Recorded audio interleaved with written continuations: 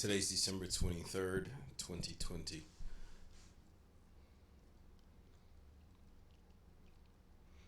I've actually considered this morning of changing my production company name to From the Mind of London.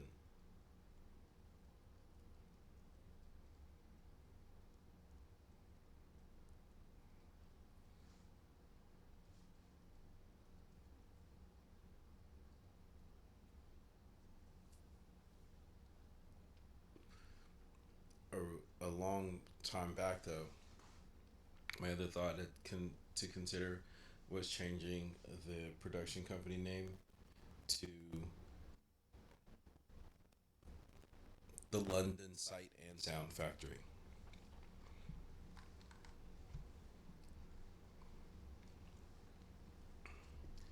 Reason being, the London Sound Factory was more or less geared towards um,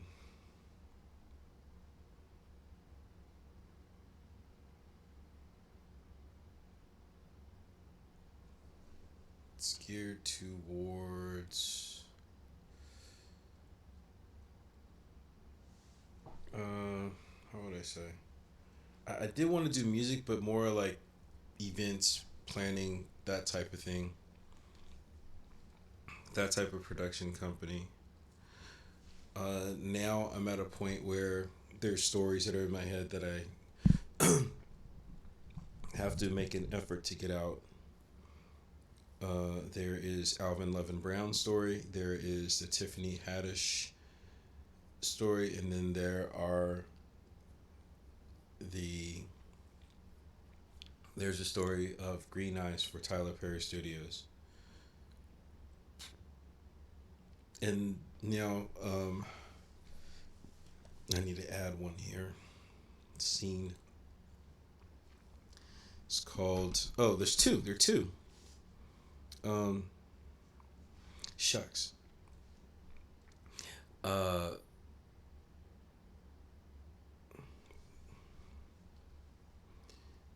it's man. Okay, so Mel Gibson, Mel Brooks had the 1,000-year-old man. This is the um I have to call it right now, just for the moment. Call it the 1,000-year-old man from Egypt.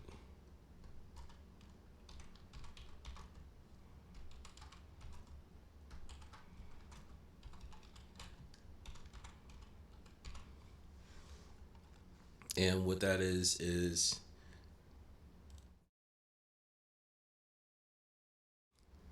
a black man who actually traveled out of Egypt um, with the Israelites. And a part that's interesting about it is the more I talk to my Israeli friends, the more I find out that there were a fuck ton of black people in history, and even and not the key is not saying in Judaism. It's not about Judaism. It's Israelites. Israelis are black people as well. It's a wealth of folks there. I think the Israelis look at themselves exactly the same as the United States looks at ours. We look at ourselves as Americans. There's white, black, Mexican, da da da da da da da da, all that. So even in their society, there's 12 tribes with different races, different colors of people. So that is a it's like looking into the obvious, but that is not that is shielded and dark space in our American culture that um or excuse me, not getting placed out in Americana.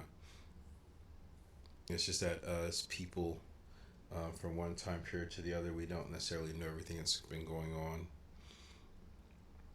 The other is um,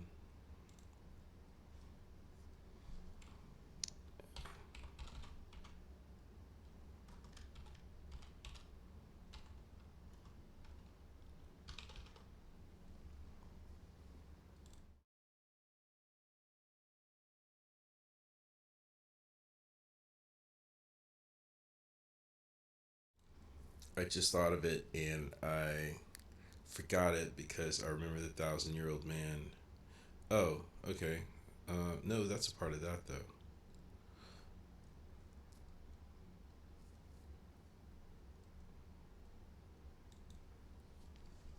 And then I come up with one which is pretty much Jesus Christ today,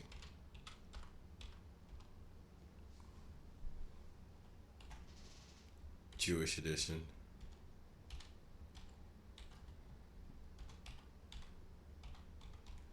And the reason why I'm saying it like that is because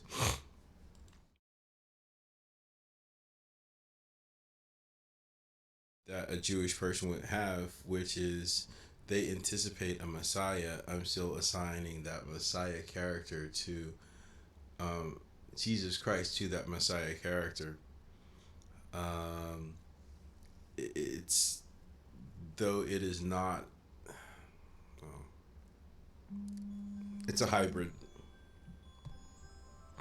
It literally has to be a hybrid because come to find out that the Jews are still anticipating the Messiah. They're just saying that the person who was here on the earth before was not that Messiah. Okay, he didn't fill out all the proper check boxes. Um, Christian lore is um,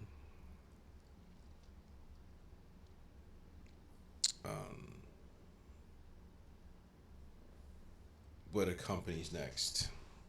I don't know exactly how to go into that right now because I'm still trying to see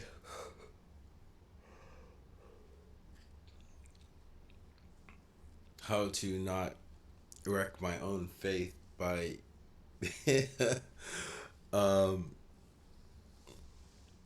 hanging on to many of Christendom's lies or manipulations of truth or ideals that even influence my religious beliefs, ideals that influence my religious beliefs, to continue forward with my thought process and not let it propagate it. Um, not trying to restart who or what I am. It's not what we're doing. Not teaching someone else's teachings or reinventing someone else's philosophies. It's just understanding and merging them together in a way that shows how the merger works. Um, by merging out certain things, like I was raised to be intelligent. I was raised to live to die. And this is the point. The point of is living to live. So living to learn. In my case, it's definitely going to be living to um, educate and create. Educate and create. So that would be my stomach. And I just ate potato chips. I mean, like, what more could my stomach want? Potato chips and hot sauce. It's breakfast, baby. It's 8:02 a.m. So I'm going to pause here and or stop this recording, and we're going to be more specific um, about these other projects.